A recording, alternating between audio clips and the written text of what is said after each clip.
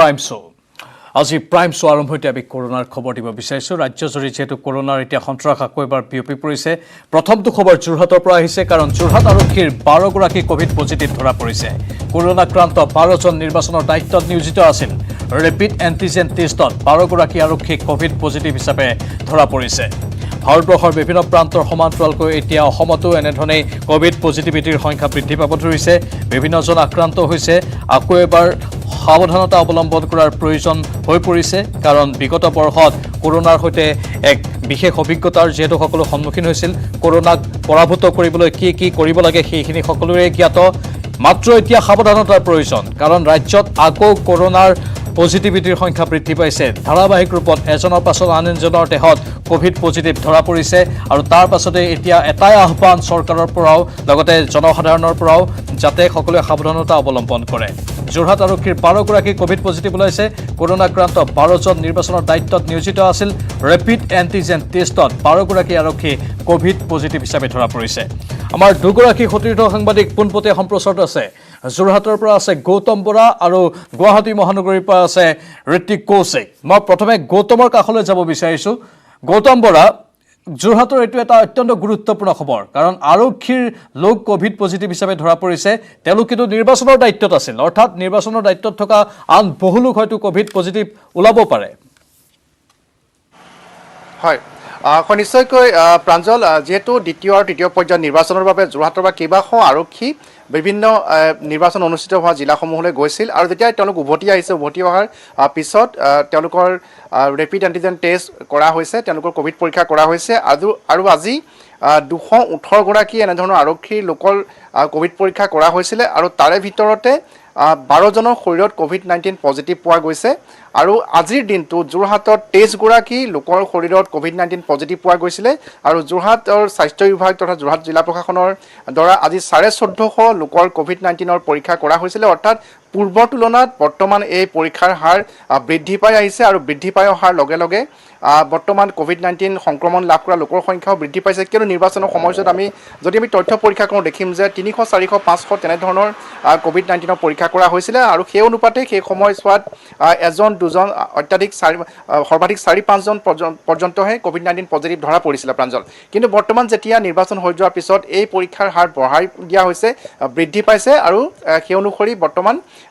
সংক্ৰমিত লোকৰ সংখ্যা বৃদ্ধি পোৱা পৰিলক্ষিত হৈছে কিন্তু প্ৰাঞ্জল আমি যেতিয়া বাতৰি সংগ্ৰহ কৰিবলৈ গৈছোঁ বৰ্তমান তেতিয়া কিন্তু ৰাইজৰ আমি প্ৰশ্নৰ সন্মুখীন হৈছোঁ যে যি কোভিড-19 যিটো ৰোগ আৰু সেই ৰোগটো বহু লোকে বৰ্তমান মন্তব্য কৰিছে যে সহস্ৰাব্দৰ এটা অতি দুৰ্বোধ্য ৰোগ কিয়নো যোৱা 24 মাৰ্চ তাৰিখে মই বাতৰি সম্প্ৰচাৰ কৰিবৰ বাবে নিৰ্বাচনী প্ৰচাৰ সভা অনুষ্ঠিত হৈছিলে দেৰগাঁৱত তালৈ গৈছিলোঁ তাত হাজাৰ হাজাৰ মানুহ আছিলে মন্ত্ৰী ডক্টৰ হিমন্ত বিশ্ব শৰ্মা ডাঙৰীয়াৰ সভাত 22 তাৰিখে মই মাজুলী গৈছিলোঁ তাতে অমিত শ্বাহ ডাঙৰীয়াৰ এখন বৃহৎ ৰেলী আছিলে তাত প্ৰায় 30-40 হাজাৰ লোক সমবেত হৈছিলে কোনো কোভিড প্ৰটকল মনা নাছিলে কাৰো শৰীৰত মুখত মাস্ক নাছিলে আৰু আজিৰ তাৰিখত সমগ্ৰ প্ৰেক্ষাপট সলনি হৈছে অৰ্থাৎ 6 তাৰিখে নিৰ্বাচন অনুষ্ঠিত হৈ যোৱাৰ পিছত আমি দেখিবলৈ পাইছোঁ যে বৰ্তমান সমগ্ৰ ৰাজ্যজুৰি কোভিড-19ৰ চানি ধৰিছে আৰু সকলো বৰ্তমান এই বিষয়টোক লৈ ব্যস্ত হৈ পৰিছে কিন্তু ৰাইজৰ মনত প্ৰশ্ন হৈছে যে তেতিয়া যদি সাৱধানতা অৱলম্বন কৰিলেহেঁতেন যদি আমি তথ্য বিশ্লেষণ কৰোঁ তেনেহ'লে দেখিবলৈ পাম যে সেই সময়ছোৱাতো ভাৰতৰ 5খন ৰাজ্যত 65,000 62,000 তেনেধৰণে দৈনিক সংক্ৰমণ হৈ আছিল আৰু তেতিয়া কিন্তু ৰেল যোগে বা বিমান যোগে অসমলৈ সেই ৰাজ্যসমূহৰ পৰা জনসাধাৰণ যাত্ৰী হিচাপে আহিয়ে আছিলে কিন্তু সেই সময়ত সকলোৱে এই বিষয়টোৰ ক্ষেত্ৰত মৌনতা অৱলম্বন কৰিছিলে আমি যদি যোৰহাটৰ প্ৰশাসনিক বিষয় বা বিভিন্ন জিলাৰ প্ৰশাসনিক বিষয়াসকলে আমাৰ স্বাস্থ্য বিভাগলৈ চাওঁ তেতিয়া কিন্তু ৰহস্যজনক কাৰণত সেই ক্ষেত্ৰত মৌনতা অৱলম্বন কৰিছিলে আৰু শেহতীয়াকৈ নিৰ্বাচন অনুষ্ঠিত হৈ যোৱাৰ পিছত যিধৰণে সকলো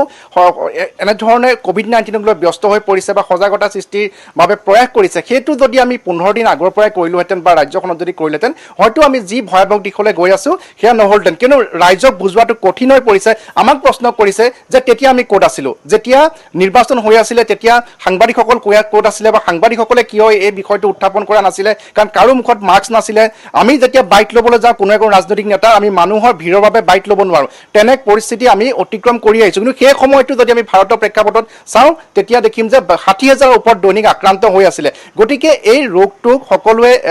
অধিকাংশ ৰাইজে বৰ্তমান সহস্ৰাব্দৰ আটাইতকৈ দুৰ্বোধ্য ৰোগ বুলি গণ্য কৰিছে কিয়নো যেন আৰ্টিফিচিয়েল ইণ্টেলিজেন্স আছে এই ৰোগটোৰ ক্ষেত্ৰত ৰোগেও জানে নিৰ্বাচনৰ কথা নিৰ্বাচন অনুষ্ঠিত হৈ থকা সময়ছোৱাত ৰোগৰ কোনো প্ৰাদুৰ্ভাৱ নাছিলে যেতিয়া নিৰ্বাচন নিৰ্বাচন শেষ হৈছে তেতিয়া আমি ৰাজ্যখনতে আমি দেখিবলৈ পাইছোঁ যে সাংঘাতিক ধৰণে COVID-19 বৃদ্ধি পাইছে আৰু শেহতীয়াকৈ যিখিনি SOP উলিয়াইছে তাক ৰাইজে আদৰণি জনাইছে কিন্তু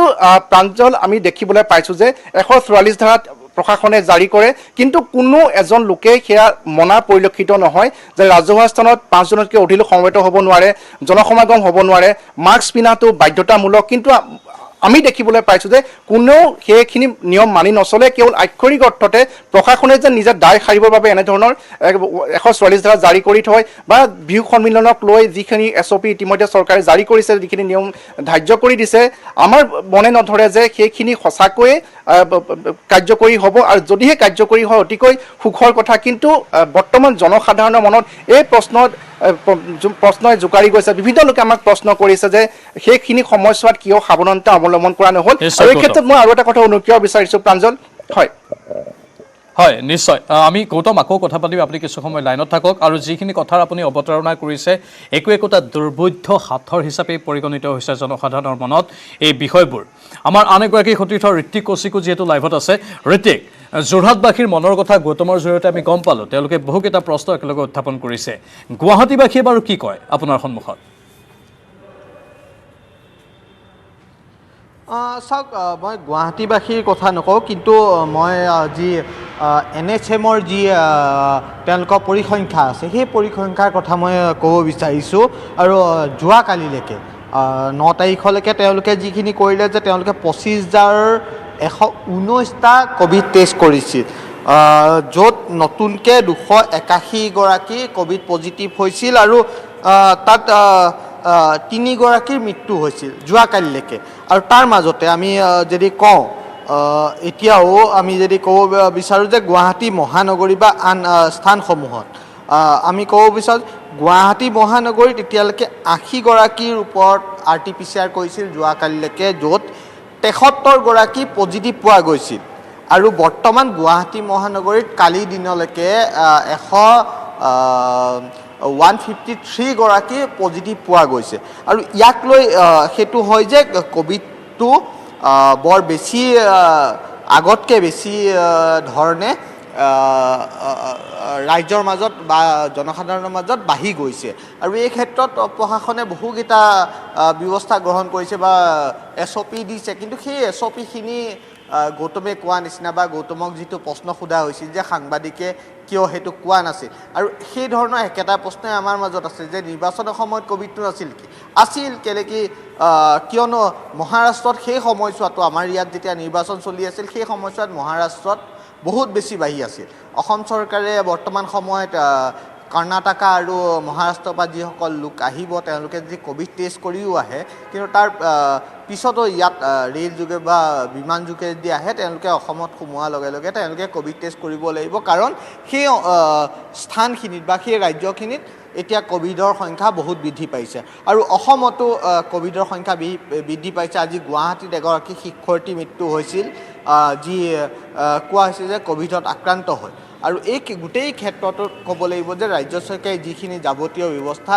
ল'ব লাগিছিল সেইখিনি লোৱা নাছিল নিৰ্বাচনৰ পূৰ্বে নিৰ্বাচনৰ কাৰণে বহুতখিনি কৰা হ'ল মাস্কৰ কথা কোৱা হ'ল কিন্তু আমি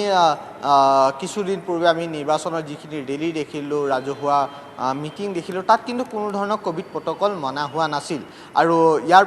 পিছত এতিয়া বিহু আহি আছে বিহুৰ কাৰণে SOP ইয়াত ৰাজ্য চৰকাৰে প্ৰস্তুত কৰিছে জিলা প্ৰশাসনে প্ৰস্তুত কৰিছে কিন্তু এই ক্ষেত্ৰত আমি এটাই ক'ব পাৰোঁ যে যিখিনি পূৰ্বে ল'ব লাগিছিল সেইখিনি ৰাজ্য চৰকাৰ বা প্ৰশাসনে অসমত লোৱা নাই নিশ্চয় ঋত্বিক লাইনত থাকক আনকি ৰাজ্যৰ স্বাস্থ্যমন্ত্ৰীগৰাকীয়ে উল্লেখ কৰিছিল যে অসমত মাস্কৰ প্ৰয়োজন নাই আৰু তেওঁৰ সেই মন্তব্যৰ পাছত কেন্দ্ৰীয় স্বাস্থ্যমন্ত্ৰীগৰাকীয়ে ইয়াৰ বিৰুদ্ধে মন্তব্য প্ৰকাশ কৰিছিল কিয় কি পৰিস্থিতিত ৰাজ্যৰ স্বাস্থ্যমন্ত্ৰীগৰাকীয়ে এনে মন্তব্য কৰিলে তেওঁ জ্ঞাত নহয় বুলি কেন্দ্ৰীয় স্বাস্থ্যমন্ত্ৰীগৰাকীয়ে উল্লেখ কৰিছিল গৌতম আকৌ এবাৰ আপোনাৰ কাষত গৈছোঁ যিহেতু ভেকচিনৰ নাটনিৰ প্ৰসংগটো আহিছে আজি স্বাস্থ্যমন্ত্ৰীগৰাকীয়ে ক'লে যে 45 বছৰৰ ঊৰ্ধৰ সকলো লোকে ভেকচিন লওকগৈ কিন্তু গুৱাহাটীকে ধৰি বিভিন্ন প্ৰান্তত এতিয়া ব্যক্তিগত চিকিৎসালয়ত বিশেষকৈ ভেকচিনৰ অভাৱ হৈছে একাংশ চৰকাৰী চিকিৎসালয়তো ভেকচিন নাই বুলি বিভিন্নজনে ক'বলৈ ধৰিছে যোৰহাটত বাস্তৱ সত্যটো কি সঁচাকৈ ভেকচিনৰ নাটনি হৈছে নেকি তাতো হয় হয় নিশ্চয়কৈ প্ৰাঞ্জল যেহেতু আমি যি আমাৰ বিশেষ সূত্ৰে আমি যে জানিব পাৰিছোঁ যে শেহতীয়াকৈ যেতিয়া বিভিন্ন সংবাদ মাধ্যমৰ নিৰ্বাচন অনুষ্ঠিত হৈ যোৱাৰ পিছত এই বাতৰি প্ৰকাশ পাইছে যে সংক্ৰমণে ভয়াৱহ ৰূপ ধাৰণ কৰিছে, দ্বিতীয়টো ঢৌ আহিছে কৰোনাৰ আৰু অধিক সংক্ৰমণ হৈছে, তেতিয়া ৰাইজৰ মাজত যেন কিছু সজাগতা বৃদ্ধি পাইছে আৰু তেওঁলোকে গৈ প্ৰথম ভেকচিনসমূহ গ্ৰহণ কৰিছে আৰু সেই হাৰ হঠাৎ বৃদ্ধি পোৱাত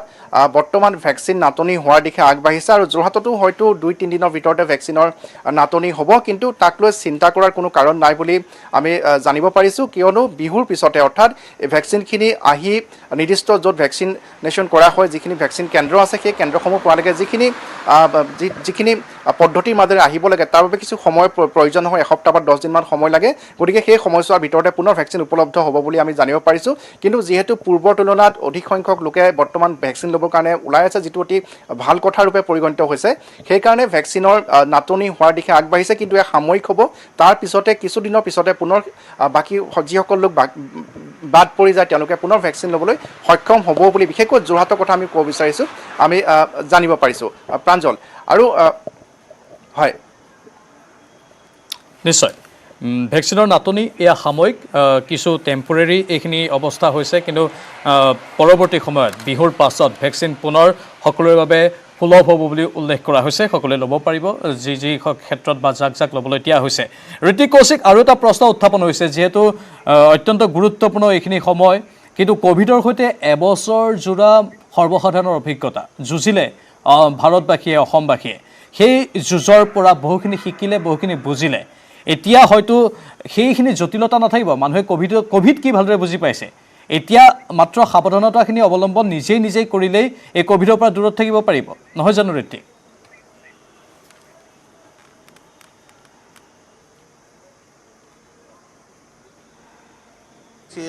ঋতিক শুনিছে আপুনি? আমি যোৱা মাৰ্চ 23 তাৰিখৰ পৰা আমি লকডাউনত আছিলোঁ।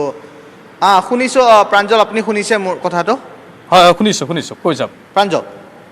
হয় শুনিছোঁ। চাওক প্ৰাঞ্জল, আমি যোৱা বছৰৰ পৰা আমি সেই মাৰ্চ মাহৰ পৰা আমি ক'ভিডৰ লগত জড়িত, লকডাউন পালোঁ আৰু ৰাইজে বুজি উঠিল। প্ৰথমবাৰ, দ্বিতীয়বাৰ বা তৃতীয়বাৰ যি লকডাউন দিছিল তালৈকে জনসাধাৰণে বুজিল। কিন্তু আমাৰ চবতকৈ ডাঙৰ অসুবিধাটো হ'ল যে নিৰ্বাচনৰ সময়ত বা সাধাৰণ ৰাইজৰ হ'ল, নিৰ্বাচনৰ সময়ত কি ক'ভিড প্ৰট'কল নাছিল নেকি? যেতিয়া প্ৰধানমন্ত্ৰী আহে বা গৃহমন্ত্ৰী আহিছে বা যিখিনি ষ্টাৰ কেম্পেইনাৰ আছে, তাত কোনো ধৰণৰ ক'ভিড প্ৰট'কল নাছিল। আৰু এতিয়া জনসাধাৰণৰ সেইটোৱেই অসুবিধা হ'ল যে এতিয়া কিয় হ'ল, নিৰ্বাচন শেষ হ'ল আৰু সেই প্ৰশ্নটো উত্থাপন হৈয়ে আছে যে নিৰ্বাচন শেষ হোৱাৰ পিছতে লকডাউন হ'ব বা 144 যি কাৰফিউ আছে সেই কাৰফিউ আহিব, নাইট কাৰফিউ আহিব বা লকডাউনৰ নিচিনা এটা পৰিস্থিতিৰ সৃষ্টি হ'ব, যোনটোক লৈ সকলোৱে শংকা। আৰু বিহুৰ সময়ছোৱাত যিহেতু এটা আপোনাৰ মনত আছে, যেতিয়া আমাৰ ফাকুৱা যোনদিনাখন হৈছিল, তাত ফেঞ্চি বজাৰত গৈ মুখ্যমন্ত্ৰী নিজে উপস্থিত আছিল, য'ত হাজাৰ হাজাৰ মানুহ আছিল আৰু হাজাৰ হাজাৰ মানুহে ফাকুৱা খেলি আছিল আৰু মুখ্যমন্ত্ৰী তাত উপস্থিত আছিল। এতিয়া চৰকাৰখন বা যি ডেজিগনেটেড চৰকাৰখন আছে, তেওঁলোকে সেই বস্তুটো এতিয়া ক'ব নোৱাৰে লকডাউন যে কৰিব পাৰিম। আৰু এই ক্ষেত্ৰত আমি এটাই কথা আমি বুজিছোঁ বা আমি বিচাৰিছোঁ যে আমি ক'ভিড যাতে নহয়, মহামাৰীটো আৰু বৃদ্ধি নহয়। কিন্তু আমাৰ ৰাইজে এতিয়াও বুজি পোৱা নাই বা আমি যি দেখিছোঁ, গুৱাহাটীতে আমি আছোঁ বা গুৱাহাটীত আমি দেখিছোঁ কোনেও মাস্ক নিপিন্ধে। আপুনি যদি আজি গোটেই দিনটোত মই যি ঘূৰিছোঁ তাত দেখিছোঁ প্ৰায় 1000-ৰ পৰা 2000 লোকেহে মাস্ক পিন্ধি ৰাস্তাত আছে। বাকী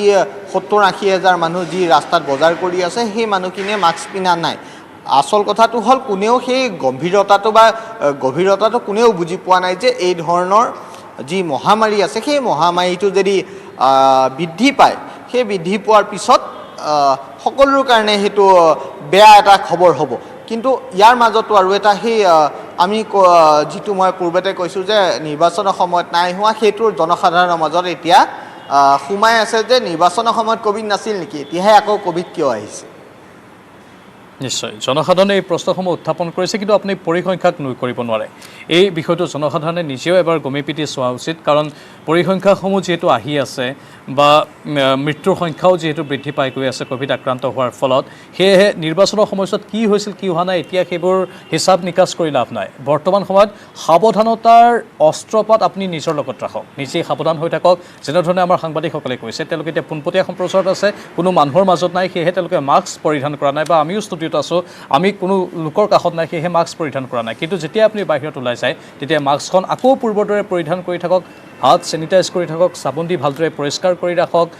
কথা পাতোতে আপুনি বিভিন্নজনৰ পৰা যিখিনি দূৰত্ব মানি চলিব লাগে ব্যক্তিগত দূৰত্ব সেইখিনি মানি চলক তেতিয়া হয়তো কোভিড আক্ৰান্ত আপুনি নহ'ব কিন্তু কিবা কাৰণত আপুনি যদি সেই কথাবোৰকে আকৌ যদি হিচাপ নিকাচ কৰি থাকে যে নিৰ্বাচনৰ সময়ছোৱাত কিয় হোৱা নাছিল ৰাজ্য চৰকাৰৰো ক'ৰবাত হয়তো ভুল আছিল লগতে ৰাজনৈতিক দলবোৰৰো ক'ৰবাত ভুল আছিল সেইটো ক'বই লাগিব আৰু ৰাজনৈতিক দলবোৰৰ ভুলৰ বাবে হয়তো এতিয়া এজনৰ পাছত আন এজনৰ দেহত নতুনকৈ কোভিড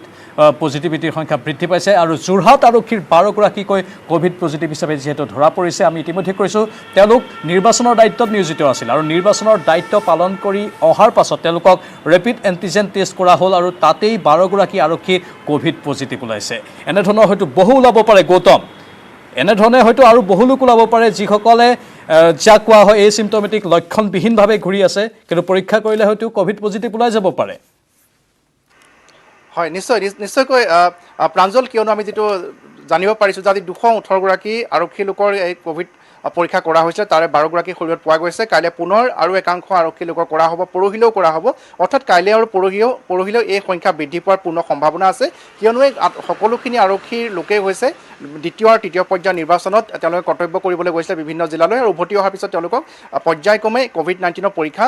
কৰা হৈছে আৰু যিহেতু প্ৰাঞ্জল মই উল্লেখ কৰিছোঁ যে প্ৰথম অৱস্থাত এই সংখ্যা কমি আছিলে এইকাৰণে যে পৰীক্ষা কৰা হাৰটো কম হৈ আছিলে কিন্তু বৰ্তমান আজি যোৰহাটত 1450 লোকৰ কোভিড পৰীক্ষা কৰা হৈছে আৰু তাৰ ভিতৰতে 23গৰাকী লোকৰ কোভিড-19 পজিটিভ পোৱা গৈছে আৰু মুঠ আক্ৰান্ত লোকৰ সংখ্যা বৰ্তমান যোৰহাটত 83গৰাকী হৈছেগৈ কিন্তু সুখৰ কথাটো হৈছে যে এতিয়ালৈকে যিসকল আক্ৰান্ত হৈছে তেওঁলোকৰ অধিকাংশই হৈছে এচিম্পটমেটিক অৰ্থাৎ তেওঁলোকৰ শৰীৰত কোনো ৰোগৰ লক্ষণ নাই কিন্তু প্ৰাঞ্জল আমি বাতৰি সংগ্ৰহ কৰিবলৈ যাওঁতে এটা সমস্যাৰ সন্মুখীন হৈছোঁ সেইটো হৈছে যে এই সন্দৰ্ভত বৰ্তমান কিন্তু সংশ্লিষ্ট লোকসকলে সংশ্লিষ্ট বিষয়াসকলে এই ক্ষেত্ৰত মন্তব্য দিয়াৰ পৰা বিৰত আছে বা তেওঁলোকে অফ দ্য ৰেকৰ্ড কথা ক'ব বিচাৰে কিন্তু কেমেৰা সন্মুখত কোভিড-19 সন্দৰ্ভত কোনো ধৰণৰ মন্তব্য প্ৰকাশ কৰিব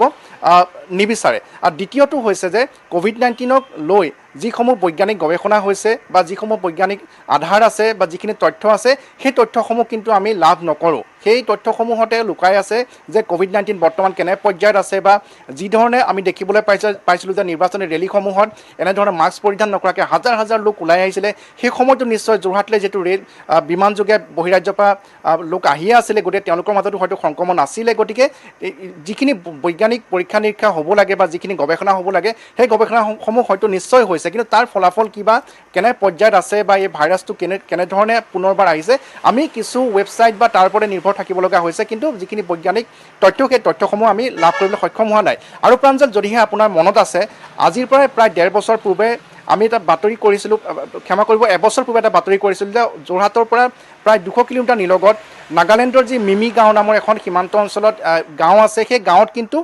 যে এই ভাইৰাছ য'ৰ পৰা উৎপত্তি হোৱা বুলি সন্দেহ কৰা হয় চীনৰ উহানৰ সেই বিশেষ লেবৰেটৰী বিজ্ঞানীৰ পৰা আৰম্ভ কৰি আমেৰিকাৰ কেইবাগৰাকী বিজ্ঞানী আহি 2 বছৰ ধৰি গৱেষণা কৰি আছিলে বাদুলিৰ ওপৰত গৱেষণা কৰি আছিলে ভাইৰাছৰ ওপৰত গৱেষণা কৰি আছিলে আমি তথ্য সহকাৰে সেই বাতৰি সম্প্ৰচাৰ কৰিছিলোঁ আৰু দুখনমান ৰাষ্ট্ৰীয় সংবাদ মাধ্যমতো সেই বাতৰি প্ৰচাৰ হৈছিলে তাৰপিছত ICMR সেই সন্দৰ্ভত তদন্ত কৰিছিলে কিন্তু সেই তদন্তৰ প্ৰতিবেদন কি হ'ল বা প্ৰকৃততে উত্তৰ পূৰ্বাঞ্চলৰ বিশেষকৈ নাগালেণ্ডৰ সেই মিমি গাঁৱত উহানৰ বিজ্ঞানীসকল আহি আমেৰিকাৰ বিজ্ঞানীসকল আহি কি গৱেষণা কৰিছিলে কোনবিধ ভাইৰাছৰ প্ৰকাৰৰ ওপৰত গৱেষণা কৰিছিলে তাৰ ওপৰত কিন্তু সেই তদন্তৰ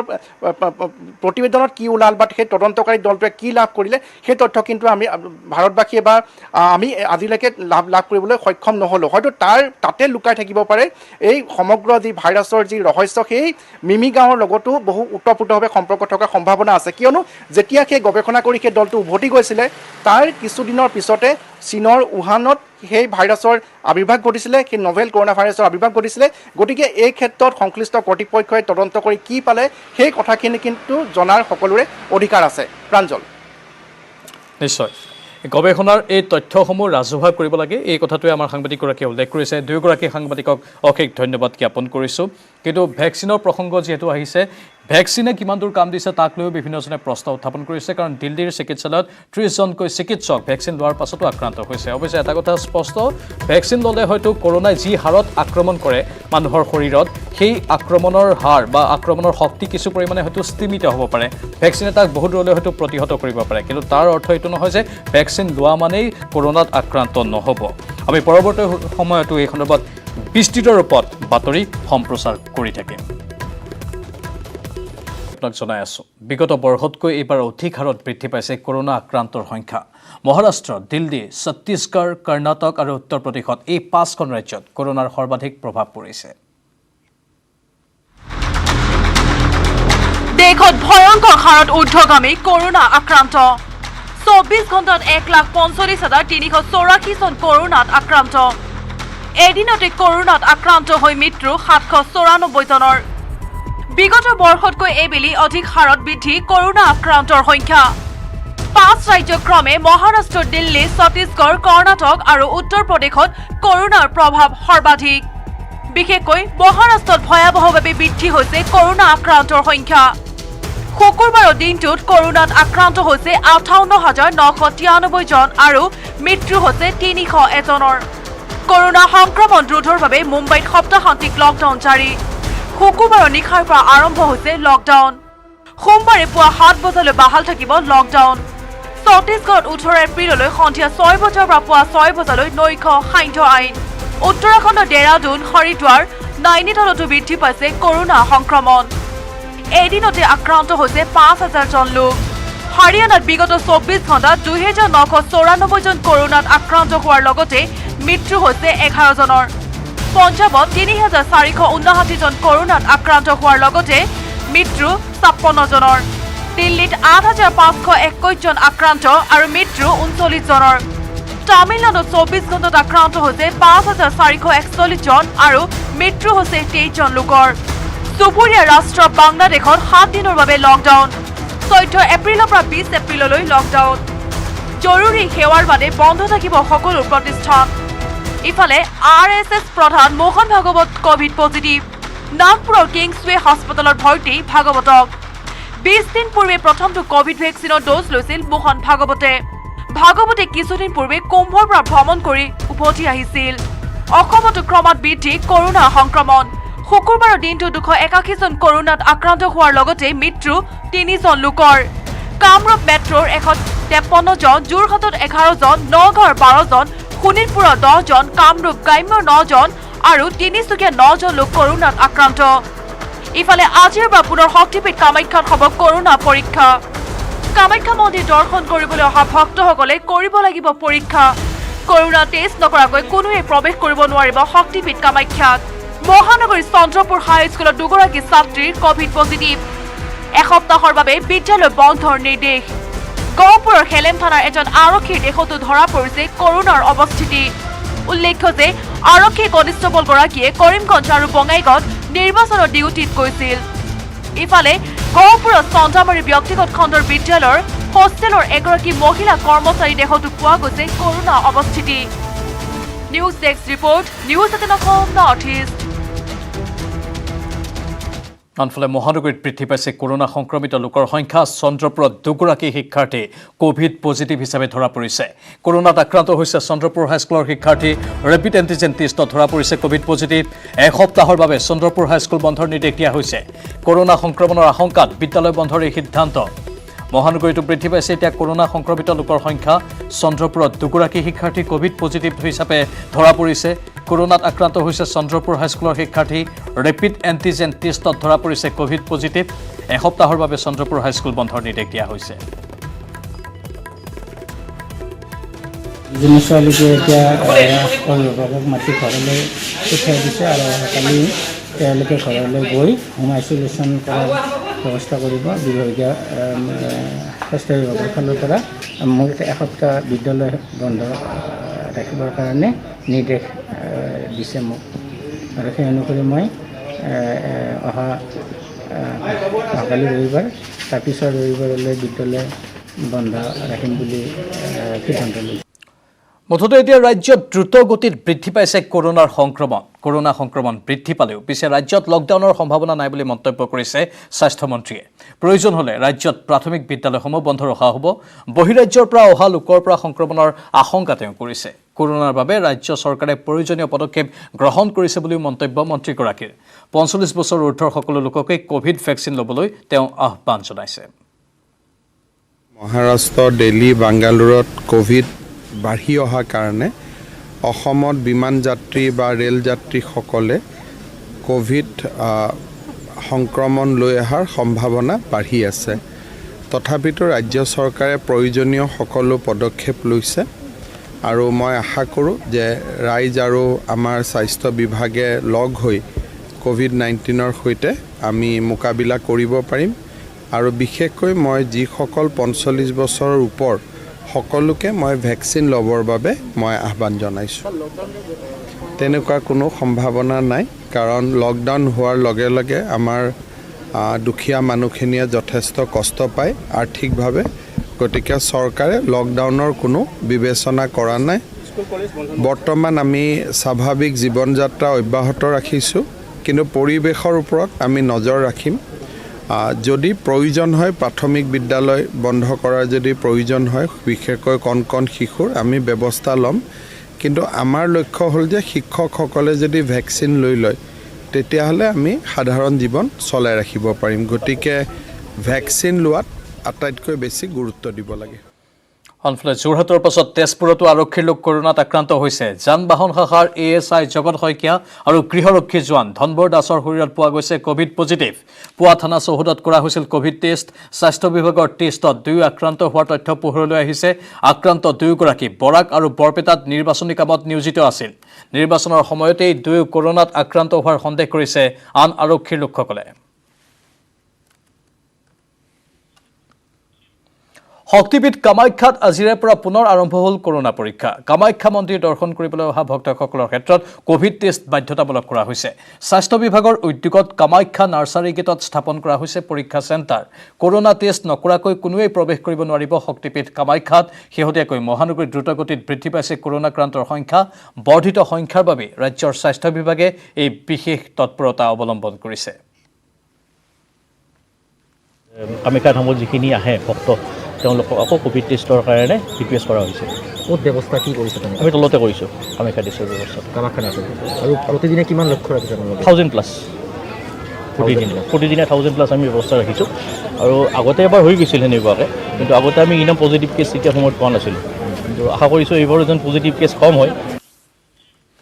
এয়া আছিল কোভিডৰ খবৰ কিন্তু বিৰতিলৈ যোৱাৰ পূৰ্বে আমি আপোনালোকক জনাই থওঁ যে ৰাজ্যৰ ৰাজনীতিৰ খবৰো আমি আপোনালোকক জনাম কাৰণ AIDFৰ নেতাসকল এতিয়াও ৰাজস্থানত আছে আন কোন বাহিৰলৈ গৈছে এই দিনকেইটাত হৰ্চ ট্ৰেডিঙৰ আশংকাত সেইখিনি জনাই থাকিম বাণিজ্যিক বিৰতিৰ পাছত পৰাৰ পিছত এতিয়া ঘোঁৰাৰ বেপাৰত ধৰিছে ৰাজনৈতিক নেতাই বিজেপিৰ ঘোঁৰা কিনাৰ ভয়ে কঁপাইছে বিৰোধী মহাজোঁটক কেৱল মহাজোঁটেই নহয় হৰ্চ ট্ৰেডিঙক লৈ এতিয়া শংকিত হৈ পৰিছে অসম জাতীয় পৰিষদো নিৰ্বাচন শেষ এতিয়া ঘোঁৰাৰ বেপাৰত ধৰিছে ৰাজনৈতিক নেতাই বিজেপিয়ে মহাজোঁটৰ ঘোঁৰা কিনাৰ ভয়ে কঁপনি তুলিছে মহাজোঁটক যিসকল কৰাৰ হেবিট আছে সেইসকলেতো ট্ৰাই কৰি থাকিব কেৱল মহাজোঁটেই নহয় হৰ্চ ট্ৰেডিঙক লৈ আশংকিত অসম জাতীয় পৰিষদো গতিকে আমাৰ পুৰা সন্দেহ হয় তেওঁলোকৰ এই চিষ্টেমটোত ক'ৰবাত তেওঁলোকে ষড়যন্ত্ৰ এটা ৰচাৰ মানে আমাৰ উপলব্ধি হয় ঘোঁৰাৰ বেচা কিনাৰ বিৰুদ্ধে সৰব হ'বলৈ ভোটাৰকো আহ্বান জনাইছে বুদ্ধিজীৱী ডক্টৰ হীৰেণ গোহাঁই এতিয়া মই ভাবোঁ যে আমাৰ অসমৰ ৰাইজ সজাগ থাকিব লাগিব আৰু তেনেদৰে বিক্ৰী হোৱা প্ৰাৰ্থী বৰ্জন কৰিব ঘোঁৰা হেৰুৱাৰ ভয়ত অসমেৰ ৰাজস্থান পালেগৈ AIDFৰ 18জন বিধায়ক প্ৰাৰ্থী সমষ্টিত থাকি যোৱা AIDFৰ প্ৰাৰ্থী মজিবুৰ ৰহমানে ক'লে হৰ্চ ট্ৰেডিঙৰ ভয়ত নহয় ফুৰিবলৈহে গৈছে AIDFৰ প্ৰাৰ্থীসকল এইটো আপোনাৰ একাংশ সাংবাদিক বা একাংশ মিডিয়া এইটো কথা ভাবিছে কিন্তু একচুৱেলি তেখেতসকলে বাহিৰলৈ যে গৈছে আমাৰ UDFৰ 18জন কেণ্ডিডেট বাহিৰলৈ গৈছে হৰ্চ ট্ৰেডিঙৰ ভয়ত যোৱা নাই তেখেতসকলে গৈছে ফুৰিব গৈছে কথা এইটোৱে মূল কথা শুকুৰবাৰে আজমলেও AIDFৰ প্ৰাৰ্থী ৰাজস্থানলৈ যোৱাৰ প্ৰসংগত অজ্ঞতা প্ৰকাশ কৰি দেখুৱাইছিল মইতো পঠোৱা নাই মই পঠোৱা নাই মানে এইখিনিতে আপোনাক এটা কথা সুধিছোঁ যে ব্যক্তিগত যিটো কোনো গৈছে মই নাজানো কেইজন গৈছে নাজানো মই গৈ আছিলোঁ। পিছে তাৎপৰ্যপূৰ্ণভাৱে খুদ কংগ্ৰেছ নেতাই স্বীকাৰ কৰিছিল মহাজোঁটৰ নেতৃত্বকাৰী দল কংগ্ৰেছে AIDFৰ প্ৰাৰ্থীৰ হোটেলৰ খৰচ বহন কৰাৰ কথা। ইয়াৰ যোগেদি স্পষ্ট কৰি দিছিল মহাজোঁটে সম্ভাৱ্য বিধায়ক হেৰুৱাৰ আশংকাত ভোগাৰ কথা। ইফালে বিজেপিৰ হৰ্চ ট্ৰেডিঙৰ আশংকাৰ পৰা বাদ পৰা নাই হাগ্ৰামা মহিলাৰীৰ BPF দলো। BPFৰ প্ৰাৰ্থীসকলৰ ওপৰত দলীয় নেতৃত্বই চোকা নজৰত ৰাখিছে। লগতে কংগ্ৰেছৰ প্ৰাৰ্থীসকলকো দুই এদিনতে প্ৰমোদ ভ্ৰমণৰ নামত অসমৰ বাহিৰলৈ নিয়াৰ বাবে দলীয় নেতৃত্বই যোজা চলোৱা বুলি জানিব পৰা গৈছে। ফলাফল গণনাক লৈ এদিন থাকোঁতেই মহাজোঁটৰ ঘূৰা হেৰুৱাৰ আশংকাক লৈ এতিয়া প্ৰতিক্ৰিয়া শাসকীয় বিজেপি দলৰ। ৰাজ্যসভাৰ সাংসদ ৰাকেশ সিনহাই ক'লে আত্মবিশ্বাসহীনতাত ভুগিছে বিৰোধী মহাজোঁট। আজমলে AIDFৰ প্ৰাৰ্থী ৰাজস্থানলৈ যোৱাৰ কথা একো নাজানো বুলি কোৱাৰ পিছত বিজেপিৰ মুখপাত্ৰ তথা বিধায়ক ডাক্তৰ নোমল মুমিনে ক'লে নাটক কৰিছে আজমলে।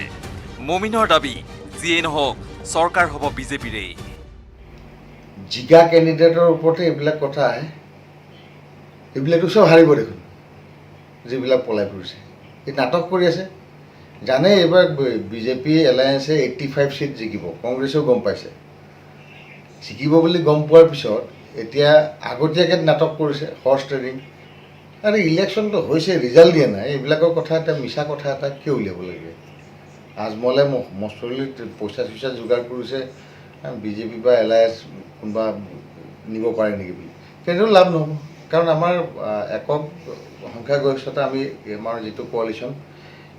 AGP বিজেপি আৰু UPPL আমি পাম। 85ৰ ওপৰত চিট পোৱাৰ পিছত আৰু হৰ্চ ট্ৰেডিঙৰ কথাই নাই।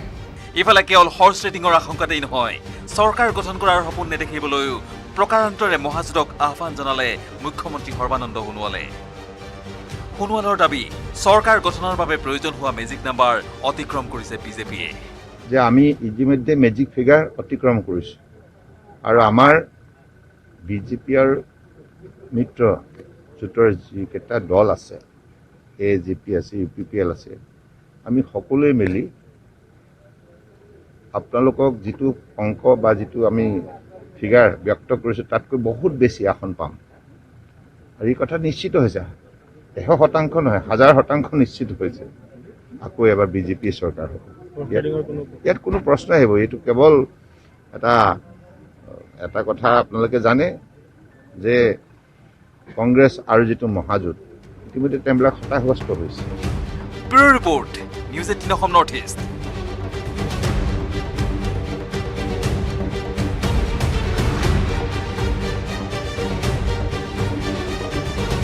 আৰু এতিয়া খবৰ হৈছে ৰাজস্থানৰ পৰা পোনপটীয়া সম্প্ৰচাৰৰ। ৰাজস্থানৰ জয়পুৰৰ পৰা আমাৰ সৈতে লাইভত আছে সতীৰ্থ দিনেশ শৰ্মা। दिनेश, असम में AIDF के साथ कांग्रेस गठबंधन में चुनाव लड़ी है और AIDF के उम्मीदवारों को कांग्रेस ने नतीजे से पहले ही राजस्थान ले गए, लेकिन क्योंकि कांग्रेस को डर है कि लोकतंत्र का सिरहरण ना करे बीजेपी। आज का क्या कुछ अपडेट है आपके पास? क्या बात हो पाया प्रत्याशियों से आपका?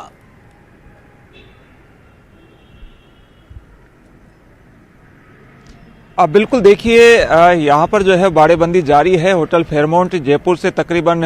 एयरपोर्ट से अगर दूरी मानी जाए तो 30 किलोमीटर दूर वो होटल है जहाँ पर इन सभी प्रत्याशियों को रखा गया है। और कल देर रात 2 और प्रत्याशी यहाँ जयपुर पहुंचे हैं, तो संख्या जो है वो तकरीबन 22-23 यहाँ पर हो चुकी है प्रत्याशियों की। और बाकी जो दूर से लोग आए हैं उनकी कल देर रात जो लोग पहुंचे हैं उनके नाम जो है अजीज अहमद हैं जो AIDUF के हैं, और इसके साथ ही जयप्रकाश दास जो कांग्रेस के प्रत्याशी है वो यहाँ पर पहुंचे हैं। तो अब ये तो कम से कम साफ हो गया है कि कुछ प्रत्याशी जो हैं वो कांग्रेस के भी इनमें शामिल है। बात हालांकि अभी तक ज़्यादा वो लोग करने से कतरा रहे हैं। हमने कोशिश की थी 1-2 लोगों से फ़ोन पर संपर्क करने की, लेकिन वो कुछ बताने से फिलहाल मना कर रहे हैं। लेकिन यहाँ के जो नेता हैं राजस्थान के, उनसे हमारी बात हुई तो उन्होंने इस तरह के संकेत दिए हैं। हालांकि ऑन कैमरा कोई बात नहीं हुई है, लेकिन ऑफ द रिकॉर्ड इस तरह के संकेत मिले हैं कि आने वाले 1-2 दिनों में और भी प्रत्याशी जो है वो राजस्थान लाए जा सकते हैं और इस बार कांग्रेस के प्रत्याशी जो है वो राजस्थान आ सकते हैं। तो यहाँ पर तैयारी पूरी है और कभी भी जो है वो ये लोग जो है राजस्थान आ सकते हैं। तो कुल मिलाकर जो है वो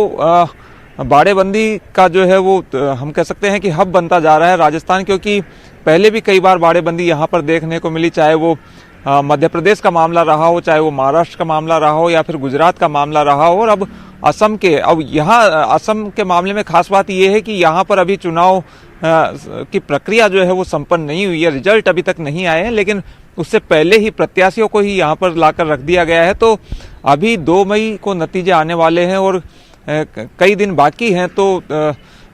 कई दिनों तक ये लोग यहाँ पर रुकने वाले हैं, ये बात जो है लगभग साफ हो चुकी है। तो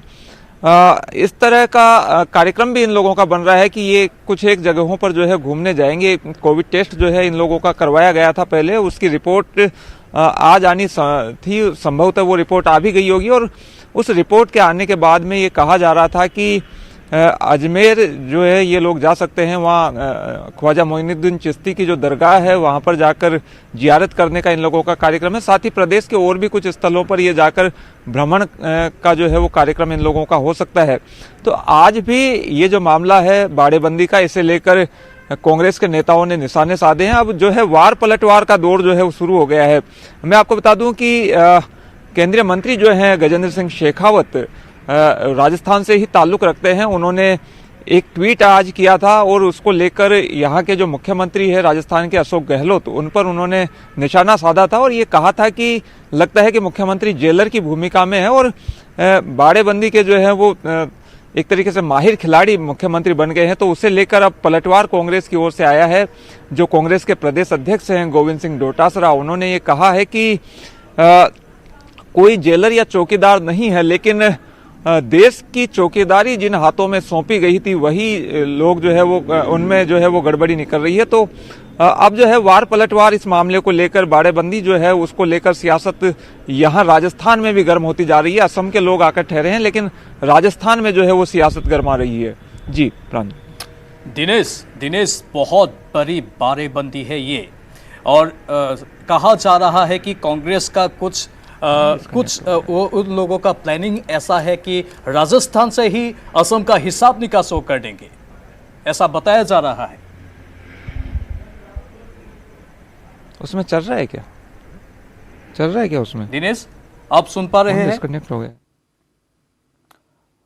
आमार संयोग विच्छिन्न होइसे दिनेशर सहित, किन्तु इतिमध्ये आमि जनाइছো जे राजस्थाনৰ যিখন হোটেলত AIDFৰ নেতাসকলক ৰখা হৈছে তাত আৰু বহু কেইজন নেতাৰ সংযোগ হৈছে। অসমৰ পৰা নতুনকৈ আৰু বহু কেইজন নেতা তাত গৈছে আৰু তেওঁলোকে বাহৰ পাতি আছে। এতিয়া সংখ্যা 22ৰ পৰা 24 হোৱা বুলি উল্লেখ কৰা হৈছে। কংগ্ৰেছৰো একাংশ নেতা হয়তো তাত থাকিব পাৰে, কিন্তু কংগ্ৰেছৰ যিসকল ৰাজস্থানৰ জ্যেষ্ঠ নেতা আছে তেওঁলোকে স্পষ্টকৈ কোনো কথা ক'ব বিচৰা নাই। কিছু পৰিমাণে তেওঁলোকে ইয়াত ৰহস্যজনক স্থিতিও গ্ৰহণ কৰিছে।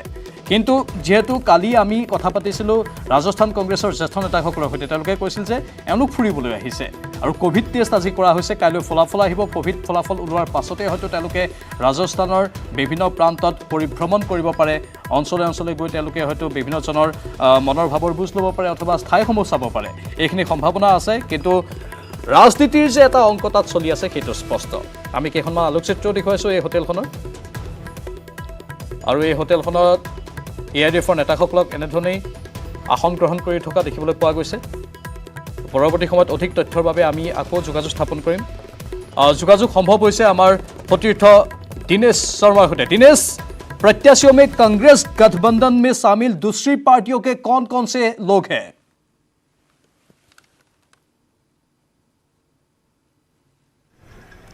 देखिए, अभी तक हमारे पास जो जानकारी मिली है वो यही कि यहाँ पर जो है वो केवल AIDUF और कांग्रेस के प्रत्याशी बताए जा रहे हैं। एक खबर इस तरह की भी आई थी कि जो दूसरी पार्टियों के प्रत्याशी है उन्हें शायद छत्तीसगढ़ ले जाया गया, लेकिन हालांकि इस बारे में कोई पुष्टि नहीं है। यहाँ भी कांग्रेस के नेता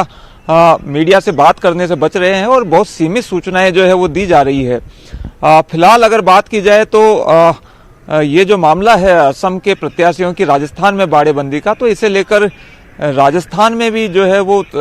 सियासत जो है वो गर्म होती जा रही है और वार पलटवार बड़े स्तर पर देखने को मिल रहे हैं। राजस्थान में भी भाजपा और कांग्रेस दोनों एक दूसरे पर वार पलटवार कर रहे हैं। जिस तरीके से ट्वीट आया था, मैं जिक्र कर रहा था कि केंद्रीय मंत्री हैं गजेंद्र सिंह शेखावत, उन्होंने ट्वीट किया था और उसे लेकर मुख्यमंत्री पर निशाने साधे थे। ये कहा था कि वो लगता है कि बाड़ेबंदी के माहिर बनते जा रहे हैं और जेलर जैसी भूमिका में है। और ये कहा था उन्होंने कि कांग्रेस जो है वो रिजल्ट आने से पहले ही ये मान के चुकी है कि वो डरी हुई है। तो गजेंद्र सिंह शेखावत हैं, वो भी यहाँ राजस्थान के जोधपुर से ताल्लुक रखते हैं और मुख्यमंत्री अशोक गहलोत भी राजस्थान के जोधपुर से ताल्लुक रखते हैं। तो वहाँ जो है उस सियासत से जोड़कर देखा जा रहा है। जैसे ही गजेंद्र सिंह शेखावत ने ट्वीट किया तो उसके बाद आज कांग्रेस प्रदेश के जो अध्यक्ष हैं गोविंद सिंह डोटासरा, उन्होंने फिर उन पर पलटवार किया है। उन्होंने कहा कि यहाँ पर कोई जेलर या चौकीदार की भूमिका नहीं निभा रहा है, बल्कि देश के हाथों, जिन हाथों में देश ने चौकीदारी सौंपी थी, वहाँ पर जो है कुछ गड़बड़ नजर आ रही है और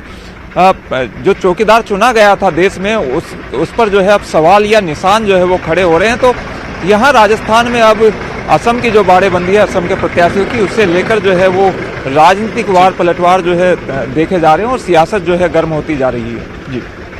बहुत बहुत शुक्रिया दिनेश। এয়া আমি ৰাজস্থানৰ পৰা পোনপটীয়া সম্প্ৰচাৰ দেখুৱালোঁ। আমাৰ সতীৰ্থ দিনেশে এইখিনি শেহতীয়া আপডেট আপোনালোকক জনালে কেনেকুৱা এক অৱস্থাৰ বৰ্তমান তাত সূচনা হৈ আছে। লগতে BPFৰ একাংশ প্ৰাৰ্থীও তালৈ যাব পাৰে বুলি সম্ভাৱনা প্ৰকাশ কৰা হৈছিল, কিন্তু আমাৰ সতীৰ্থগৰাকীয়ে কৈছে যে কেৱল কংগ্ৰেছ আৰু UIDFৰ প্ৰত্যাশীসকল প্ৰাৰ্থীসকলহে তাত আছে, কিন্তু BPFৰ কোনো এতিয়ালৈকে উপস্থিত হোৱা নাই। অৱশ্যে BPFৰ সকল ছত্তীশগড়ত যাব পাৰে বুলিও তেওঁ সম্ভাৱনা নৈ কৰা নাই। আমি ধাৰাবাহিক ৰূপত এই খবৰটোৰ ওপৰত দৃষ্টি নিবদ্ধ ৰাখিম আৰু বহুকেইটা গুৰুত্বপূৰ্ণ খবৰ আছে জনাই থাকিম, কিন্তু এইখিনিতে সময় হৈছে বাণিজ্যিক বিৰতিৰ। ৰঙালী বিহুৰ বাবে SOP জাৰি কৰিলে স্বাস্থ্য বিভাগে। আয়োজকে জিলা প্ৰশাসনৰ পৰা অনুমতি ল'ব লাগিব। অনুমতিৰ আবেদনত সম্ভাৱ্য অনুষ্ঠানত গোট খাবলগীয়া লোকৰ আনুমানিক সংখ্যা উল্লেখ থাকিব লাগিব। 11 বজাৰ পূৰ্বে সকলো কাৰ্যসূচী সম্পূৰ্ণ কৰিব লাগিব। আয়োজক আৰু স্বেচ্ছাসেৱকে 3 দিন পূৰ্বে কোভিড পৰীক্ষা কৰিব লাগিব। বিহুৰ কাৰ্যসূচীত অংশ লোৱা সকলোৰে স্ক্ৰিনিং কৰাটো বাধ্যতামূলক। মাস্ক আৰু হেণ্ড ছেনিটাইজাৰ ব্যৱহাৰ কৰাটো বাধ্যতামূলক কৰা হৈছে। ৰঙালী বিহুৰ সময় যিহেতু ৰঙালী বিহুৰ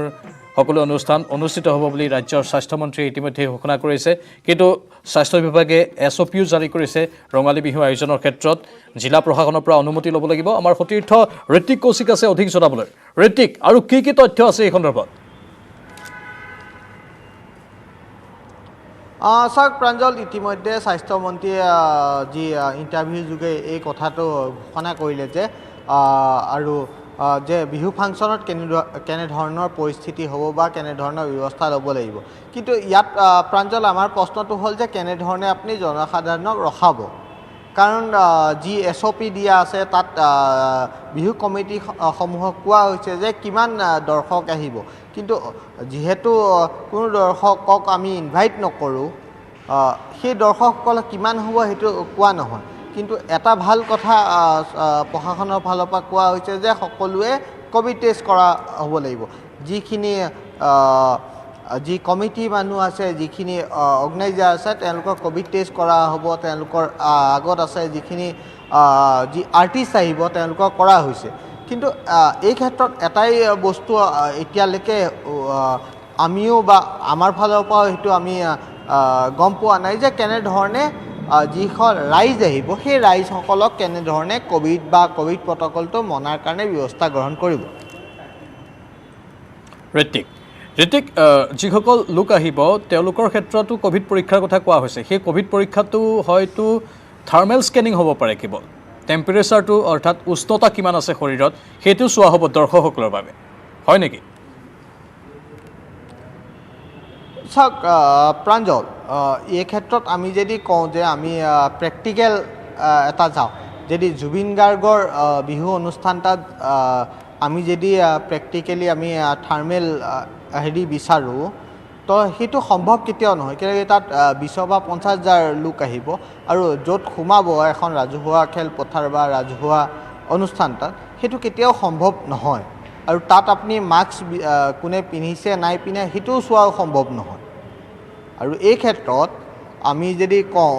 পাপন এতিয়া 6 বছৰ পিছত পাপনেও আজি ক'ল যে মই বিহুত নতুন গান লৈ আহিম, আৰু তেওঁ তাত হয়তো 50,000 লোকটোতো আহিব পাপনক চাবলৈ। এই ক্ষেত্ৰত আপুনি কি কৰিব? সেইটোৱে ডাঙৰ প্ৰশ্ন। স্বাস্থ্য বিভাগে কি কৰিব? এই SOP জাৰি কৰিয়ে তেওঁলোকে দায়িত্ব সামৰিব। স্বাস্থ্য বিভাগে কি কৰিব? সেই SOPয়ে জাৰি কৰি না, চাওক প্ৰাঞ্জল, নিৰ্বাচন আয়োগেও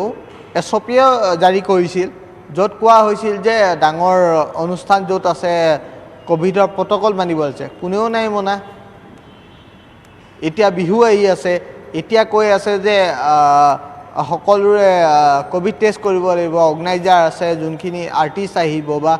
শিল্পী আহিব তেওঁলোকে কৰিব লগা আছে কিন্তু তাৰ পিছতো মই সেইকাৰণে মই উদাহৰণটো দিলোঁ যে জুবিন পাপন তেওঁলোক যেতিয়া আহিব তেওঁলোকে কোনোবা অনুষ্ঠান তাত হ'ব তাত 20 পৰা 50,000 মানটো হ'বই আৰু এই ক্ষেত্ৰত তো আপুনি তাত আপুনি ৰেপিড টেষ্টো কৰিব নোৱাৰে হয় ধন্যবাদ ঋতিক এটা অত্যন্ত গুৰুত্বপূৰ্ণ কথা নিৰ্বাচনৰ পাছত যেনেধৰণে কোভিড আক্ৰান্তৰ সংখ্যা বৃদ্ধি পাইছে বিহুৰ পাছত তাতোকৈ অধিক বৃদ্ধি পাব পাৰে নেকি এটা আশংকাজনক বিষয় আমি লক্ষ্য ৰাখিম আৰু স্বাস্থ্য বিভাগে কেনেধৰণৰ তৎপৰতা অৱলম্বন কৰে সিও হ'ব গুৰুত্বপূৰ্ণ আৰু ইয়াৰ লগে লগে আজিৰ প্ৰাইম